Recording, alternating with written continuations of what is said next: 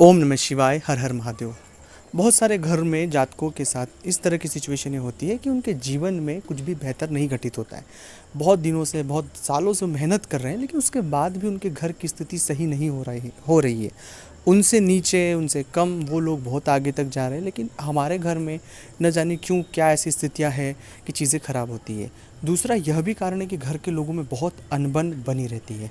तीसरा है कि कोई व्यक्ति घर में होता है जो इतना अपनी चलाता है चीज़ों को लेकर, अकल है नहीं, लेकिन उस घर को इस तरह से वो चलाना चाह रहा है कि सब, जैसे उन्हें सब कुछ चीज़ें आती हैं और वहाँ से चीज़ें ख़राब हो जाती है। घर में कई बार ऐसी सिचुएशनें भी बहुत से जातकों के यहाँ देखी है कि उनके घर में अनायास ही कोई ना कोई घटनाएं घटित होती रहती है।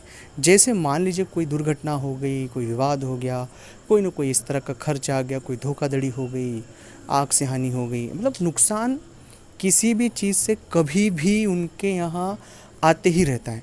यह सभी परिस्थितियाँ सामान्य स्थितियों में मैं नहीं कह रहा हूँ कि जी सामान्य रूप से छोटा मोटा नुकसान हमेशा होता रहे, लेकिन यह तो बहुत ज़्यादा ही हद तक हमें परेशान कर रहा है। मैं फिर कह रहा हूँ कि ये जितनी सारी स्थितियाँ मैंने आपके साथ साझा की कि कर रहा हूँ, ये सामान्य परिस्थितियों में कर रहा हूँ।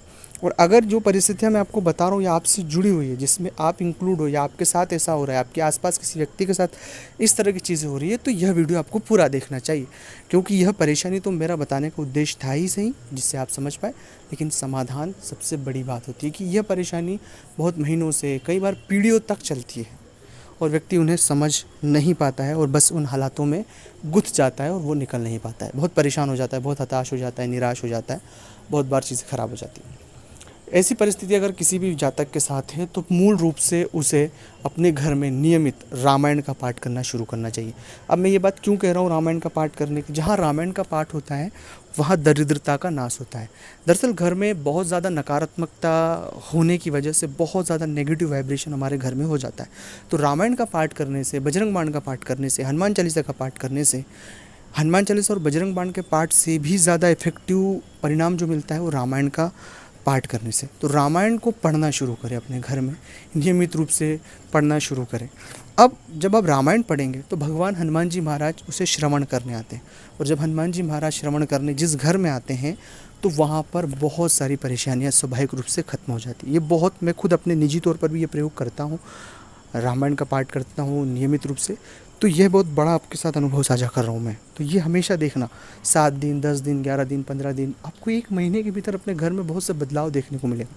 पर नियमित धूप अगरबत्ती लगाकर श्रद्धापूर्वक आप रामायण को पढ़ना शुरू करें। दूसरा प्रयोग है कि जो भी जातक इस तरह के फेर में उलझे हुए हैं, आर्थिक फेर में उलझे हो, पारिवारिक फेर में उलझे हो, महिलाओं के तम प्रकार की परेशानियां होती हैं महिलाओं को अपनी, इस तरह के किसी भी फेर में अगर वो उलझे हुए हैं तो हर अमावस्या और पूर्णिमा को अपने घर में भगवान सत्यनारायण की कथा अनिवार्य रूप से कराएं, क्योंकि इस कलयुग के जो देवता है भगवान सत्यनारायण ही है।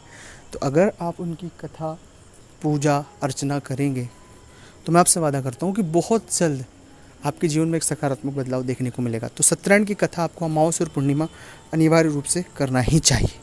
तीसरा प्रयोग है कि अगर आपने मंत्र नहीं लिया है, मंत्र जप नहीं किया है, मंत्र जप नहीं है आपके पास, तो ज़रूर मंत्र जप करें।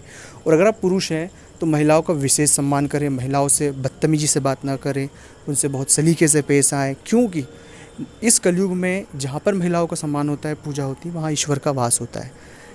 अगर अच्छा लगा हो ये वीडियो तो लाइक करें, शेयर करें, कमेंट्स करें। ओम नमः शिवाय, ओम नमः शिवाय।